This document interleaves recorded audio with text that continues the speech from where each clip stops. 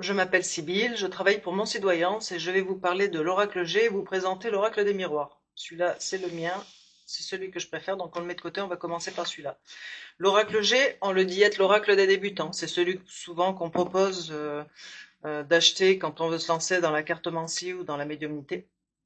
Moi d'ailleurs, on me l'a proposé, j'ai été voir, je l'ai acheté et il est toujours tout neuf dans la boîte.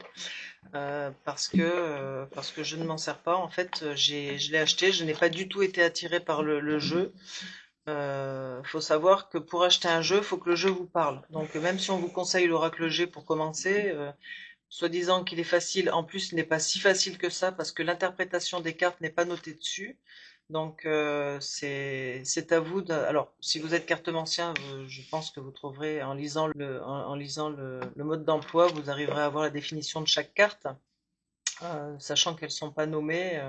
Moi, par exemple, celle-là, je pourrais la voir comme l'été, une période chaude, alors que bon, ça doit pas être du tout la signification. Être cartomancien, on lit la carte. Moi, je suis médium, donc chaque carte elle peut avoir une signification tout autre que celle du créateur. Là, par exemple, bon, alors je suis un peu arachnophobe, donc ça, je suis pas très fan, mais en plus, ce jeu a une particularité.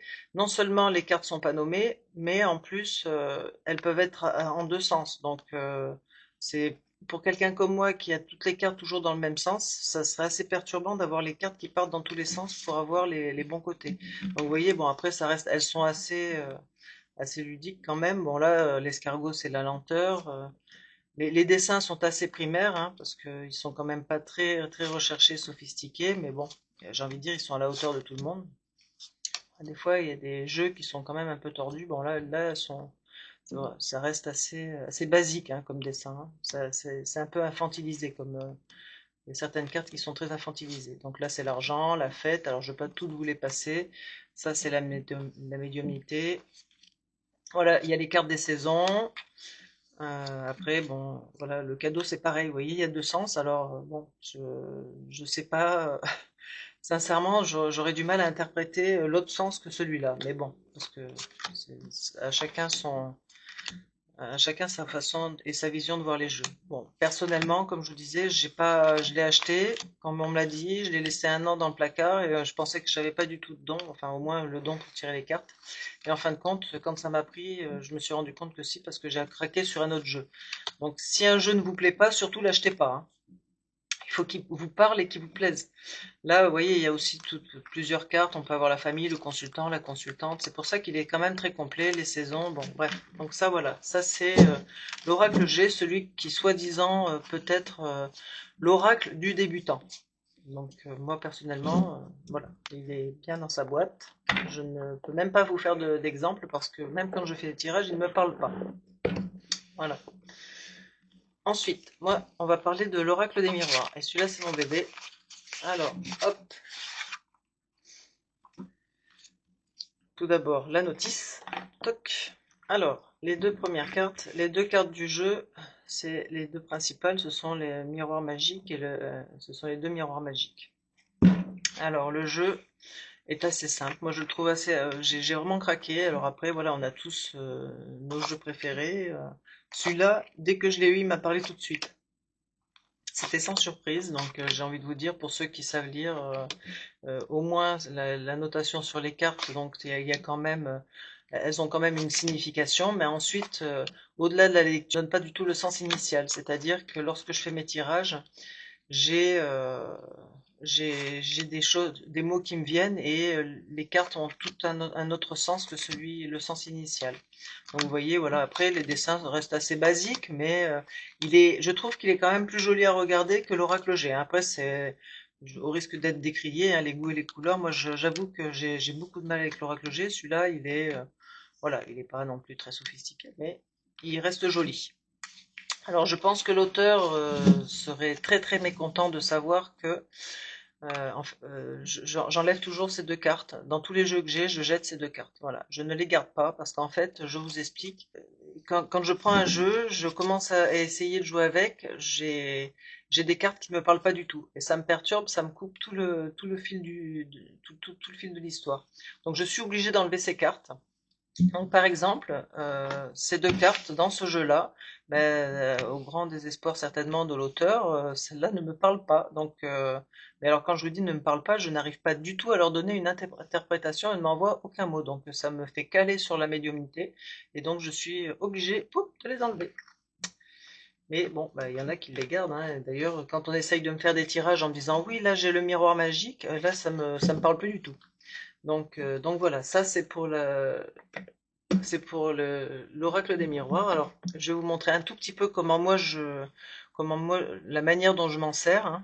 Dans un premier temps, je mélange mes cartes, je bats mes cartes, s'il te plaît, et je pense à la question que je vais poser. Alors, je vais prendre une personne qui s'appelle K, un homme et une femme qui s'appelle C, dont je connais les dates de naissance. On va poser la question de savoir quelle est l'évolution de la relation entre K, alors K vis-à-vis de C, s'il te plaît.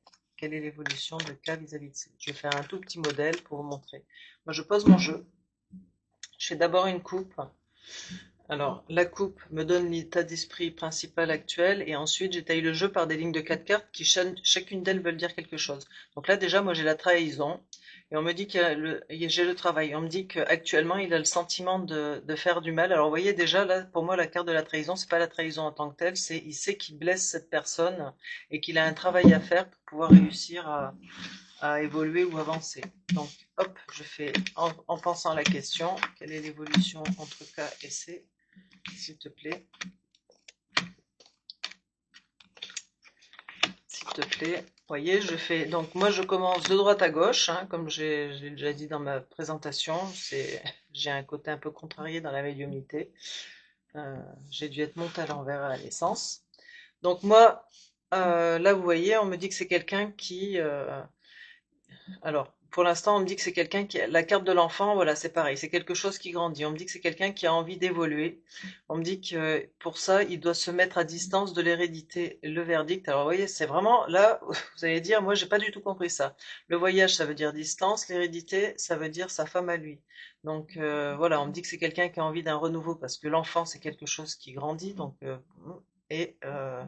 Qui se met à distance pour avoir un renouveau. Donc, moi, le verdict, on me dit que c'est un homme qui ne va pas bien, qui se sent dans l'échec au sein de son foyer, donc ça rejoint la première ligne, qui voudrait un changement, donc ça c'est pour pouvoir avancer vers C. On me dit qu'il aimerait une renaissance, il voit C comme un cadeau, mais il sait qu'elle a des griefs vis-à-vis de lui, malgré tout, c'est quelqu'un qui aimerait pouvoir évoluer avec elle et vis-à-vis d'elle. Donc je refais une ligne, hop, et j'arrêterai là, c'est juste pour vous montrer un peu ma façon de tirer les cartes et l'interprétation que je donne aux lignes. Qu'on me dit qu'il est heureux quand il est avec elle, quand ils sont réunis tous les deux. Moi, j'ai les sentiments d'amour qui sont là. On me dit qu'il a les pensées tournées vers elle. Et là, la carte du compromis. Donc, vous voyez, c'est bien ce que je disais. Elle n'est pas forcément telle qu'elle est représentée. La carte du compromis, ça veut dire qu'il va y avoir un visuel et un rendez-vous. Alors, ça veut dire qu'ils peuvent se voir, se croiser, manger ensemble. Moi, on me dit qu'il a une sorte de pacte moral vis-à-vis d'elle. Même si la situation prend du retard, c'est une personne qui, de toute façon, fait partie, fait partie de son chemin de vie. Moi, on me dit que pour l'instant, il sait qu'il la blesse. La carte de la trahison, ça ne veut pas forcément dire qu'il fait des choses pas bien. Et on me dit qu'il sait qu'il la blesse par son comportement. On me dit que de toute façon, lui doit trouver de son côté une tranquillité pour pouvoir avancer parce que c'est quelqu'un qui ne va pas bien et qui est pas bien dans sa situation. Donc voilà, elle est une toute petite dernière juste pour conclure. On me dit que malgré tout, même s'il est en retrait vis-à-vis de C, pour lui c'est une chance de la voir pas très loin et de pouvoir être en communication avec elle. Donc ça, voilà, l'évolution, pour l'instant on n'a pas de finalité parce que bon, j'ai pas creusé et que j'ai pas, on va pas aller très très loin non plus, mais voilà, c'était un peu pour avoir une idée de la manière dont on peut faire.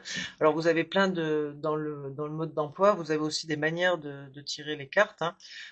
Moi, celle-là, je ne crois pas qu'elle y soit répertoriée parce que c'est la mienne et je me la suis appropriée. En plus, vous voyez, je fais de droite à gauche, ce qui est peu commun. Dans médiumité, il n'y a pas de vérité, rien n'est écrit. Donc voilà, chacun a un don différent et moi, j'arrive à lire les cartes comme ça. Donc voilà, bah, écoutez, je vous ai présenté l'oracle G, l'oracle des miroirs. Et ben, je vous souhaite une belle soirée, prenez bien soin de vous et à bientôt sur mon site Voyance.